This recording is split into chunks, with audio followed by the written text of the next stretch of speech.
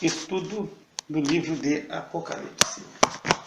Eu havia parado no último áudio no capítulo 20 e nós estamos no reino milenar, em que Cristo vai reinar com a igreja e com os santos por 1000 anos. Nesse 1000 anos, Satanás ele vai estar preso, os demônios vão estar presos e o homem vai gozar de benefícios e vai estar vivendo num mundo como se fosse o Jardim do Éden. E nós vamos ter, como eu falava no áudio, nós vamos ter os mortais, aqueles que vão povoar a terra, que vão entrar salvos e que vão gerar filhos e filhas. E nós temos os imortais que vão reinar com Cristo desde Jerusalém, que são os mártires que morreram na tribulação, os santos do Velho Testamento e a igreja. Então estes vão ser os imortais, esses vão entrar já com corpo corruptível. Os outros que vão povoar a terra, que vão casar, que vão plantar, que vão trabalhar normalmente, vão ter uma vida normal, são os salvos mortais. Eles entram salvos, mas eles vão entrar com um corpo mortal. Eu via e dava uma olhada no áudio anterior, revisando, e é interessante nós colocarmos esse ponto. Aqui acaba a primeira ressurreição. Aí a primeira ressurreição, ela se deu em várias fases, porque nós temos a ressurreição de Cristo, que ele é a primícia dos que ressuscitaram. Depois nós temos a ressurreição da igreja, dos mortos em Cristo, e o arrebatamento dos que permanecerem vivos no rapto da igreja. E aqui nós vamos ter uma terceira fase, que é, a princípio, a ressurreição dos mártires da tribulação e, como creem a maioria dos eruditos, a ressurreição dos santos do Velho Testamento. Tudo isso, todas essas ressurreições vão fazer parte da primeira ressurreição. Então, esses aqui são os salvos, E é importante que tu te aperceba de uma coisa. Esses aqui não vão ser julgados por pecados. Em nenhum momento. Porque eles lavaram suas vestes no sangue do Cordeiro. Então, se tu é salvo, se tu é uma pessoa salva, tu não vai entrar em julgamento e em tribunal para ver os teus pecados. Jesus já pagou a conta dos teus pecados. Nós vamos ser julgados como igreja pelas obras, pelo que nós fizemos por Cristo nessa vida, por como nós desenvolvemos a nossa salvação para a glória e honra do Senhor. Então é para receber galardão, para receber recompensa ou não receber recompensa. E isso é importante porque muitas vezes as pessoas ficam pensando que nós vamos ser julgados, nossos pecados vão ser julgados. Não, nós vamos ser julgados pelas nossas obras. Os nossos pecados foram lavados pelo sangue do Cordeiro. Então não é um julgamento de pecado, tanto que em nenhum momento tu vê que se abrem livros. A única coisa são salvos. Quando nós chegarmos no tribunal, no grande trono branco, que é o tribunal do mundo, dos não salvos, tu vai ver que vai se abrir os livros. E aí eles vão ser julgados. Porque eles não lavaram suas vestes no sangue do Cordeiro. Eles não tiveram o privilégio da igreja, nem dos mártires, nem dos santos do Velho Testamento. E uma coisa que também eu vou colocar, porque é importante nós fazermos essas considerações. Os santos do Velho Testamento, eles foram salvos a crédito. eles dependiam da morte de Cristo, porque eles viveram e se salvaram pela fé em Cristo. Então eles morreram, mas se Cristo não tivesse morrido na cruz, eles também estariam perdidos. Então todo o salvo, do Velho ao Novo Testamento e aos mártires, eles dependeram de Cristo. Agora, eles não vão ser julgados. Existe algo também que você coloca, e eu vou dar uma opinião que eu escutei e estudei, peguei no estudo do pastor John MacArthur, sobre a situação de não perdoar. E aí, a Bíblia diz, na própria oração do Pai Nosso, se tu não perdoa os pecados dos outros, também Deus não te perdoa. E aí você cria uma situação difícil. Se tu não perdoa, Deus também não te perdoa. E se tu não é perdoado, tu não pode ser salvo. Então, muitas vezes nós temos essa colocação, e você prega a mensagem, eu tinha esse entendimento, se tu não perdoa, tu também não é perdoado. Se tu não é perdoado, tu não é salvo. Mas ele colocou uma situação diferente, num entendimento diferente, num estudo dele. Ele coloca que não é esse tu não é perdoado, não é em quesito de salvação, de ter a salvação ou perder a salvação, sim em que tu vai padecer e que Deus vai te cobrar na terra. Então, se tu não perdoar, Deus também não vai te perdoar. Ele não vai entrar no entendimento do pastor John MacArthur, no seu estudo, não vai entrar no quesito de que tu possa perder a salvação e não ser salvo, e sim de que Deus vai requerer de ti da tua vida e que tu vai padecer, e que tu pode padecer enfermidade, e que tu pode até morrer por causa dessa situação, mas que Deus vai te cobrar em vida, que Deus vai te apertar e que tu vai começar a te dar mal. Então é um entendimento, para mim, melhor do que quando a gente lê, a princípio a gente tem a impressão que te passa é que a pessoa não vai ser salva, porque se tu não perdoa, também Deus não te perdoa. E aí teus pecados estão todos sobre ti. Mas ele deu um entendimento dele, que estudou muito, ele deu um entendimento para mim que me cabe melhor no assunto. E não é só que, não é um entendimento que me convém, mas um entendimento que ele completa as Escrituras, ele é mais claro, no meu ver. Então, esse tribunal de Cristo, voltando, não é para ver pecado. Existe pouco ensinamento doutrinário na igreja, muito pouco. E isso é problemático. Nós não temos base doutrinária. A gente vai pegando e vão se ensinando de qualquer jeito as coisas. E isso é problema para a nossa fé. Nós não temos uma base para viver uma vida cristã digna e condizente com o Evangelho. Então você vai se pregando qualquer coisa. E nós temos uma igreja que padece. Eu vou entrar depois, eu ia fazer nesse áudio, abrir um parênteses nesse áudio, mas eu vou fazer no próximo áudio, quando nós tratarmos da condenação do diabo, quando o diabo ele é lançado no lago de fogo. E aí eu vou voltar àquele versículo de João 16:11, que diz do juízo, porque o príncipe desse mundo já está julgado. E aí eu vou tratar alguma coisa sobre os anjos, que é importante, porque tem coisas que suscita dúvida, e é bom que tu tenha dúvida. Eu tinha muita dúvida antes de chegar ao capítulo 20. Quando eu estava pelo capítulo 12 e capítulo 13, eu tinha muita dúvida. Eu estava começando a estudar essa parte, eu tinha muita dúvida.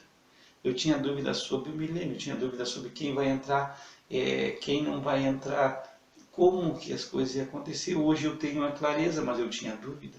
Tenho um pouco mais de clareza, embora que não seja pleno. Mas tem coisas que geram dúvidas. Então, eu tinha muita dúvida sobre chegar nesse ponto que nós estamos chegando. Eu tinha muita dúvida, então eu estudei orei, escutei, estudei, escutei, escutei, estudo, escutei, estudo, escutei, estudo. E fui aprendendo muita coisa. Mas o que eu quero que tu entenda é que muitas vezes pode ter gerar dúvida, isso aí te gerar o interesse de saber mais. Isso é importante. Quem sabe tu tem uma dúvida e te gere, pelo Espírito Santo de Deus, o interesse. E eu vou entrar só abrir um parênteses para falar sobre os anjos. Eu tenho um livro da Corban, a Corban é a escola de ensino teológico da Assembleia de Deus. E, eu tenho um livro sobre angelologia, que é a parte da teologia que faz a doutrina dos anjos. A doutrina dos anjos. Então, é angelologia. Então, é um ramo da teologia que estuda os anjos. E a gente muitas vezes passa por cima dos anjos assim, a gente vê um anjo aqui, vê outra situação de anjo lá. A gente sabe que os anjos se alegram quando um pecador se salva. Tu vê isso em Lucas 15, que é a alegria dos anjos do céu quando um pecador se arrepende. E aí existe um estudo, e eu no outro estudo do pastor John MacArthur, que eu estudava, que é um dos que eu pego como base para o Apocalipse, junto com o pastor Stephen Davis, que para mim tem a coerência, porque muitas vezes a gente tem que ver da onde é a fonte que a gente pega, porque eu já tenho outros estudos de umas pessoas que para mim não são confiáveis. Eu olho os estudos deles, mas nunca bate, sempre está divergindo e divergindo assim, para o lado que é absurdo. Então eu tenho, vamos ver no material para ver a coerência. Então, muitas vezes nós temos achado algumas pessoas que tem pessoas que são totalmente incoerentes, que inventam, que fazem coisas imaginárias. Então, a Corban, a Assembleia de Deus, para mim, é uma igreja bem embasada. Pode ter alguma coisinha que tenha uma divergência, mas a Assembleia de Deus é uma excelente igreja e a escola da Corban é muito boa. Traz muita coisa boa, muita coisa boa. Esses pastores americanos, um é batista, e ele é presidente do seminário, o pastor Tim é presidente do seminário, e o pastor John MacArthur é presidente do outro seminário, mas ele é presbiteriano. Então tem bastante base. Eles são bem embasados. E a gente tem que ter cuidado com os estudos. Tem outros estudos de outros pastores aqui que eu não recomendaria para ninguém, mas eu uso para dar uma olhada, eu vejo para dar uma olhada. Mas o que eu quero dizer é sobre os anjos. Então a alegria dos anjos. E aí entra aquela situação que eu gostaria que tu tivesse interesse. Os anjos não tiveram oportunidade de arrependimento. E isso aí eu vou falar no próximo áudio. Eu só estou abrindo esses parênteses. Houve rebeldia dos anjos, liderado por Satanás, e que Deus permitiu que Satanás criasse todo o problema no céu e enganasse os anjos e levantasse um terço dos anjos contra Deus. Mas quem sabe Deus deu a oportunidade dele atingir todos os anjos. E aí foi a prova dos anjos. Só que eu vou falar, não vou matar o assunto agora, só que eu tenho interesse. Os anjos eles ficam observando, Pedro diz que eles ficam atentos para o que está acontecendo com a igreja e com os homens. Porque depois que os anjos caíram, os que permaneceram fiel, eles permaneceram fiel, e hoje eles estão num estado que eles não pecam mais, que eles não têm, eles são anjos eleitos e santos.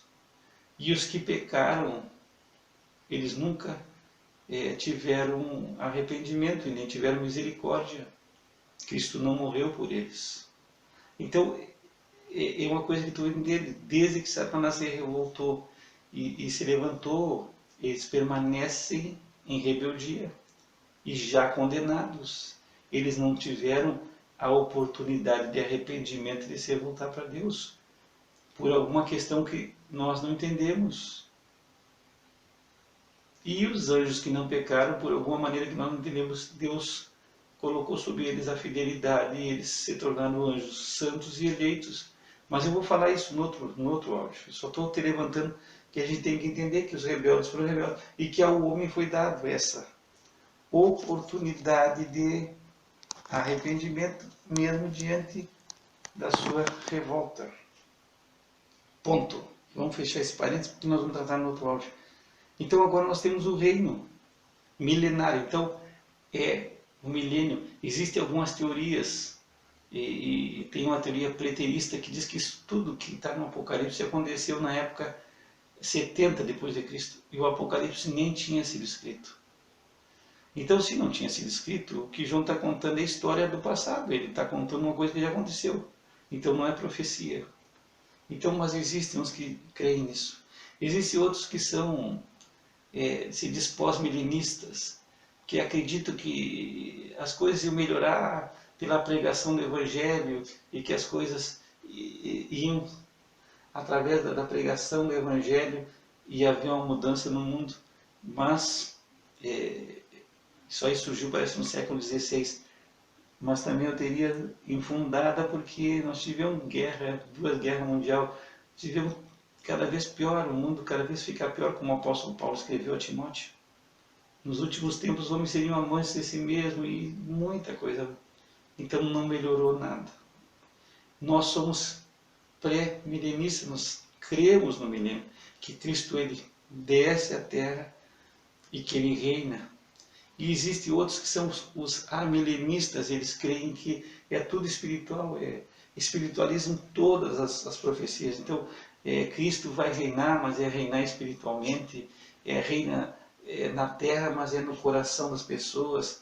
E eles pegam tudo, e cada profecia e palavra eles tornam uma mensagem espiritual. Mas aqui nós estamos falando em coisas que são literais. Cristo vai reinar na terra. Diz que reinarão com Cristo por 1000 anos. E aí nós vamos pegar uma passagem. O reino vai ser na terra. Nós temos Sofonias falando sobre a promessa feita aos fiéis. Sofonias no capítulo 3, no verso 15. O Senhor afastou os teus juízos e exterminou o teu inimigo. O Senhor, Rei de Israel, está no meio de ti. Tu não verás mais mal algum. No 17, o Senhor teu Deus, o poderoso, está no meio de ti, ele te salvará, ele se deleitará em ti com alegria, calar-se-á por seu amor, regozijar-se-á em ti com júbilo. Nós temos Zacarias também, fala sobre a presença do reino de Cristo na terra. Então nós vamos reinar com Cristo e ele vai reinar desde Jerusalém sobre todo o mundo. Zacarias 14, 9. E o Senhor será rei sobre toda a terra. Naquele dia, um será o Senhor, e um será o seu nome. Então Deus vai reinar, nosso amado Senhor Jesus Cristo vai reinar desde Jerusalém sobre toda a terra. Também diz assim em Zacarias 8,3, assim diz o Senhor, voltarei para Sião e habitarei no meio de Jerusalém, e Jerusalém chamar-se-á a cidade da verdade, e o monte do Senhor dos Exércitos, o monte santo. Então, nós vamos reinar com Cristo desde Jerusalém. Então, Cristo vai habitar corporalmente em Jerusalém. E aí vai ter algumas coisas, nós vamos falar, que era essa a minha intenção nesse áudio, nós falar de algumas coisas do milênio. Então, vamos falar alguns aspectos da vida do milênio para ter uma noção no milênio como as coisas vão acontecer. Na vida religiosa, nós vamos ter uma adoração universal a Deus. O Senhor vai ser adorado em toda a terra. Nós temos Zacarias 14, 17 diz assim: e acontecerá que se alguma das famílias da terra não subir a Jerusalém para adorar o rei, o Senhor dos Exércitos não virá sobre ela a chuva. Então, Jerusalém vai se tornar o centro da adoração. O rei vai estar em Jerusalém habitando, e aquela nação que não vier para adorar o rei, ela não vai ter chuva sobre ela. No 16 diz assim: acontecerá que todos os que restarem de todas as nações que vieram contra Jerusalém subirão de ano em ano para adorar o rei, o Senhor dos exércitos, para celebrar a festa dos tabernáculos. Então, todos os salvos mortais que entraram no milênio, eles vão ter que vir adorar de ano em ano o rei em Jerusalém. Então vai ser uma adoração universal, só o Senhor Jesus Cristo vai ser adorado. Isaías também fala sobre essa situação, ele fala em Isaías 63, 23. E será que desde uma lua nova até a outra, e desde um sábado até outro, virá toda a carne a adorar perante mim, diz o Senhor. Então, a adoração vai ser universal ao Senhor. Só o nosso amado Senhor Jesus Cristo vai ser adorado nesse período. Nós temos ainda a reconstrução do templo em Israel. Então vai ser reconstruído um templo em Israel, e essa tu vai pegar essa passagem em Ezequiel 37, do 27 e 28. E o meu tabernáculo estará com eles, e eu serei o seu Deus, e eles serão o meu povo. E os gentios saberão que eu sou o Senhor que santifica Israel, quando estiver o meu santuário no meio deles para sempre. Então, vai haver a reconstrução do templo, só o Senhor Jesus Cristo vai ser adorado. E eu não sei se tu lembra, o trabalho que o anticristo, que os reis vão fazer, é que eles vão exterminar com toda a adoração no mundo. Eles vão quebrar com a Babilônia religiosa. Então, só o anticristo vai estar sendo adorado. Então, eles vão fazer um trabalho para Deus, porque nós vamos chegar no milênio e não vai ter adoração a nada, não vai ter templo, não vai ter nenhuma adoração a nada mais a não ser o nosso Senhor. E o tabernáculo vai ser reconstruído conforme Ezequiel. Ele vai ser reconstruído em Jerusalém e vai ser o centro de toda a adoração. Então, esse é uma base na vida religiosa. Só o Senhor Jesus Cristo, o Rei, vai ser adorado, ele vai estar em Jerusalém e o templo vai ser reconstruído. Joel 3,18 diz assim: e há de ser que naquele dia os montes destilarão mosto e os outeiros manarão leite, e todos os rios de Judá estarão cheios de água, e sairá a fonte da casa do Senhor e regará o vale de Sitim. Então, o templo vai ser reconstruído, a vida religiosa, e só o Senhor vai ser adorado. Bom, essa é a vida religiosa. 2 pontos: só o Senhor Jesus ser adorado. Os povos vão vir em Jerusalém para adorar. Jerusalém vai ser o centro de toda a adoração ao Rei Jesus e o templo vai ser reconstruído. Agora vamos ver uns aspectos no setor social. Vai ter a eliminação da guerra. Não vai haver mais guerra. Zacarias 9:10 diz assim: alegra-te muito, 10. E de Efraim destruirei os carros, e de Jerusalém os cavalos, e o arco da guerra será destruído. E ele anunciará paz aos gentios, e o seu domínio se estenderá de mar a mar, desde o rio até a extremidade da terra. Então, o arco de guerra vai ser desfeito, e o Senhor vai reinar sobre toda a terra, e vai haver o que?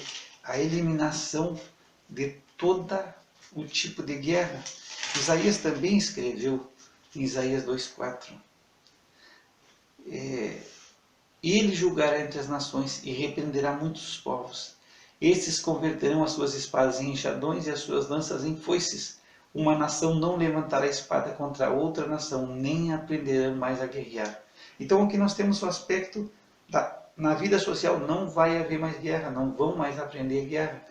Quando Satanás congregou os povos, Deus conclamou que eles transformassem as enxadas em espadas e lanças. Agora vai ser o contrário, as armas de guerra vão se tornar instrumentos de trabalho, trabalho na plantação, no tratamento da terra. Não vai haver guerra. Então, na parte social vai ser a eliminação da guerra. Bom, vai ser um tempo de paz sem fim. Isaías fala sobre isso no capítulo 9, verso 7. Do aumento desse principado e da paz não haverá fim sobre o trono de Davi e no seu reino, para o firmar e o fortificar com juízo e com justiça, desde agora para sempre. O zelo do Senhor dos Exércitos fará isso. Então, aqui nós temos duas coisas, justiça e paz. Então, na vida social vai ter paz sem fim. Não haverá paz, não haverá fim para essa paz. E vai haver firmeza no juízo e com justiça. Vai haver juízo e justiça.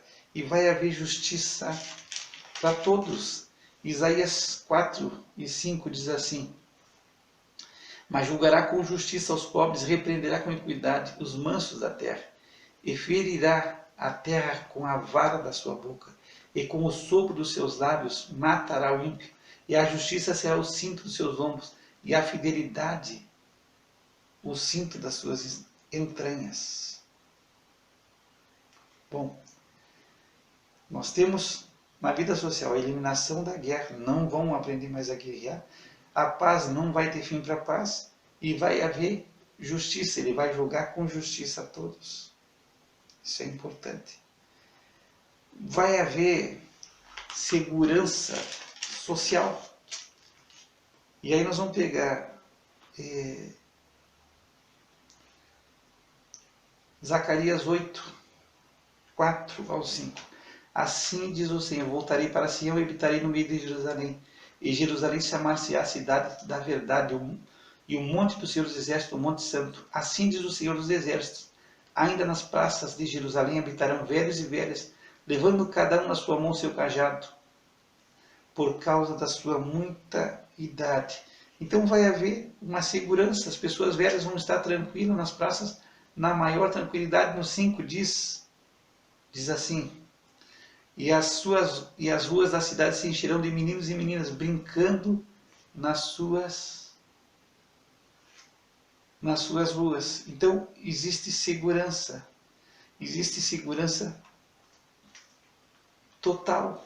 As ruas vão ser seguras. Vai haver também proteção para Israel. O Senhor vai proteger Israel, vai ser o centro de toda a terra.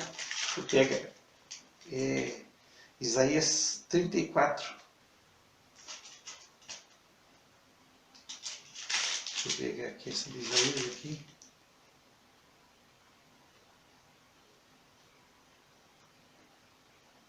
Não.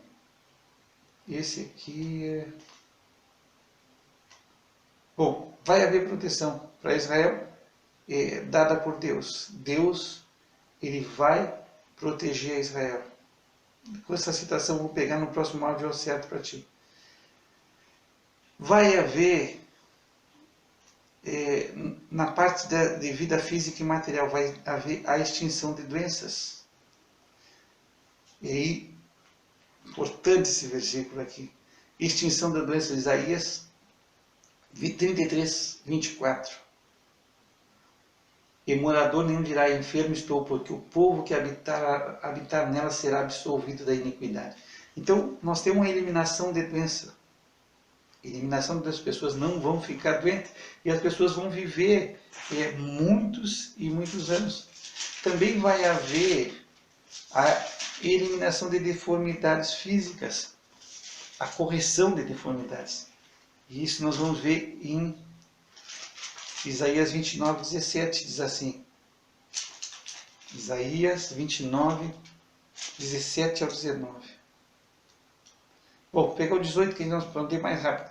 Naquele dia os surdos ouvirão as palavras do livro.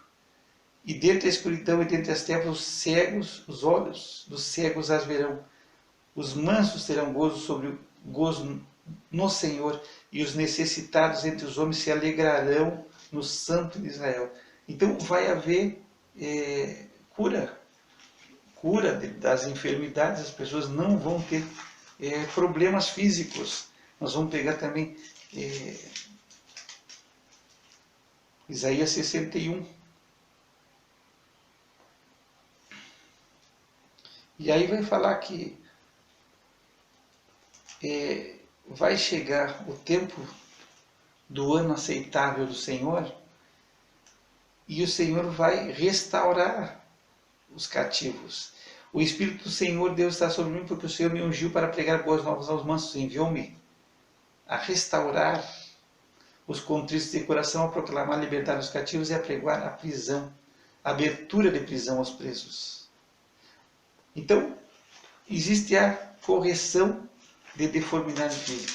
Existe também longevidade, as pessoas vão viver muitos e muitos anos. Aí vai ser Isaías 65, 20. E não haverá mais nela criança de poucos dias, nem velho que não cumpra os seus dias, porque o menino morrerá de 100 anos, porém o pecador de 100 anos será amaldiçoado. Então vai haver longevidade, vai haver recompensa do trabalho e conforto pessoal. Quer dizer, tu vai trabalhar e vai ter recompensa e tu vai ter conforto pessoal. Aí diz assim, edificarão casas, verso 21 de Isaías 65, e habitarão e plantarão vinhas e comerão seu fruto. Não edificarão para que outros habitem, não plantarão para que outros comam, porque os dias do meu povo serão como os dias da árvore, e os meus eleitos gozarão das obras das suas mãos. Não trabalharão em vão, nem terão filhos para perturbação, porque são a posteridade bendita do Senhor, e os seus descendentes estarão com eles. Então, tu vê aqui que existe recompensa. Tu não vai trabalhar em vão, tu não vai trabalhar de qualquer maneira, tu vai receber recompensa, tu vai desfrutar do teu trabalho. Bom, vai haver pacificação entre os homens e os animais. Isso aqui é interessante também. Isaías 65, 25. O lobo e o cordeiro se apacentarão juntos. O leão comerá palha como o boi, e pó será a comida da serpente. Não farão mal, nem dano algum em todo o meu monte santo. Então aqui nós estamos vendo a pacificação dos animais. Todos os animais serão pacíficos. Tu imagina o lobo e o cordeiro se apacentando junto, o leão comendo palha com o boi. Então é uma segurança, é uma mudança dos hábitos alimentares dos animais. Então vai haver pacificação. A terra também, a terra vai ser fértil, a terra vai dar o seu fruto. Isaías 35, o deserto e o lugar solitário se alegrarão disto, e o ermo exultará e florescerá como a rosa abundantemente florescerá e também jubilará de alegria, e cantará a glória do Líbano, se lhe deu a excelência do Carmelo e Saron.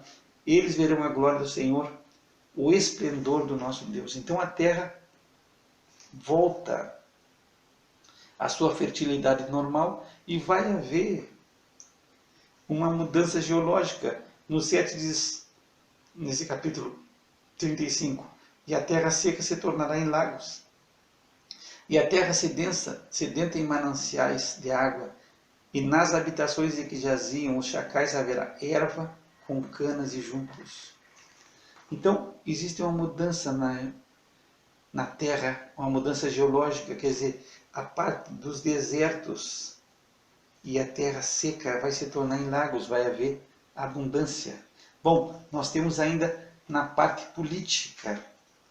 A parte política vai haver segurança para Israel, segurança nacional.